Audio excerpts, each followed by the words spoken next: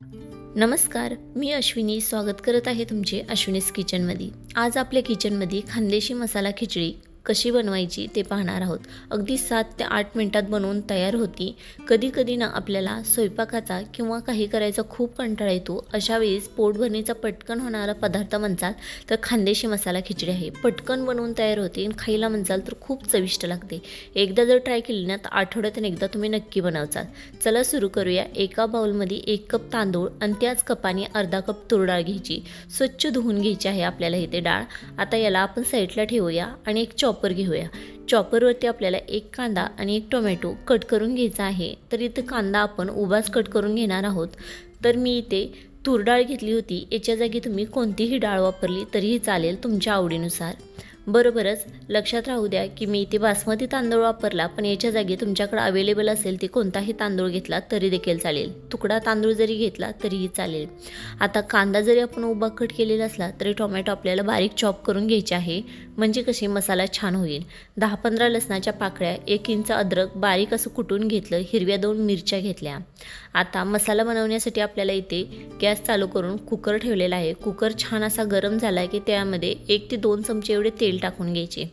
तुम्ही इथे तूप टाकले तरी चालेल। अर्धा चमचा मोहरी, अर्धा चमचा याच्यामध्ये आपल्याला छान जिरे टाकून घ्यायचे आहे। आता इथे जिरे छान फुलून आलेले आहे की याच्यामध्ये 7-8 इथे कढीपत्त्याची पाने टाकून घेतली। बरोबरच कुटून घेतलेले लसूण अद्रक टाकून घेतले। कुटून घ्या म्हणजे त्याचा फ्लेवर खूप छान येतो। बरोबरच इथे उभा कट केलेला कांदा टाकून घ्यायचा आहे। कांद्याचा स्लाइस आहे ते व्यवस्थित निघतील असा चोळून टाका, म्हणजे कसा मसाल्यामध्ये छान असा परतला जातो। बरोबरच 2 हिरव्या मिरच्या पण टाकून घेतल्या। छान असा इथे कांदा परतला की याच्यामध्ये लगेच आपल्याला टोमॅटो पण टाकून घ्यायचे आहे। आता याच्यामध्ये टोमॅटो ॲड केल्यावरती मसाला छान परतून घ्या। परतायला साधारण 2 ते 3 मिनिटं लागतात। 2 ते 3 मिनिटामध्ये मसाला छान असा परतून तयार होतो। आता आपला मसाला छान परतल्यानंतर अर्धा चमचा हळदी पावडर आणि 2 चमचे एवढे काश्मीरी मिरची पावडर घेतलेली आहे। बरोबरच इथे जिरा पावडर अर्धा चमचा आणि इथे गरम मसाला नसेल तर बिर्याणी मसाला वापरला तरी देखील चालेल, 1 चमचा घ्या। छान असं व्यवस्थित हलवून घ्या। मी आता आपल्या या खानदेशी मसाला खिचडीमध्ये कुठेही खडे मसाले वापरलेले नाहीत।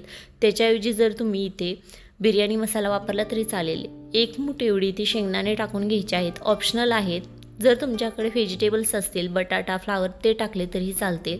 आता हे आपण स्वच्छ धुवून घेतलेले डाळ तांदूळ याच्यामध्ये टाकून घेऊया आणि ते व्यवस्थित हलवून मिक्स करून घेऊया। आहे ना पटकन होणारी खिचडी, एकदम कमी वेळेमध्ये परफेक्ट अशी बनवून तयार होती।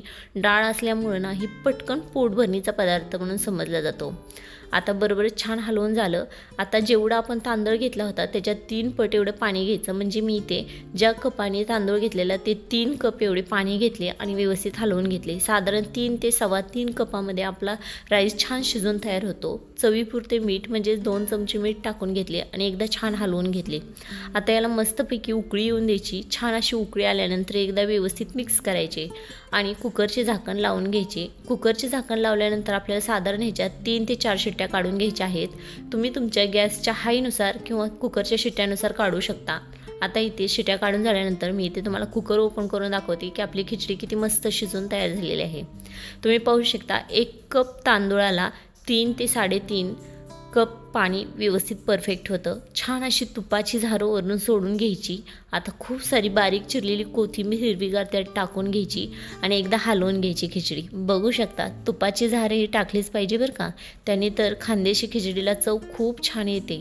आता व्यवस्थित मिक्स केले, जसे की मी तुम्हाला इथे दाखवले की किती छान आपली खिचडी बनवून तयार झालेली आहे। चला मी ही खिचडी तुम्हाला सर्व करून दाखवते की किती व्यवस्थित आणि परफेक्ट अशी बनवून तयार झालेली आहे। अगदी आहे ना 5 ते 7 मिनिटामध्ये बनवून तयार। तर मग ही पोटभरणीचा पदार्थ जेव्हा कधी तुम्हाला खूप स्वयंपाकाचा कंटाळा आलेला असेल किंवा करण्याची इच्छा होत नसेल, अशा वेळेस तुम्ही ही खिचडी नक्की ट्राय करा। खायला पण खूप छान लागते।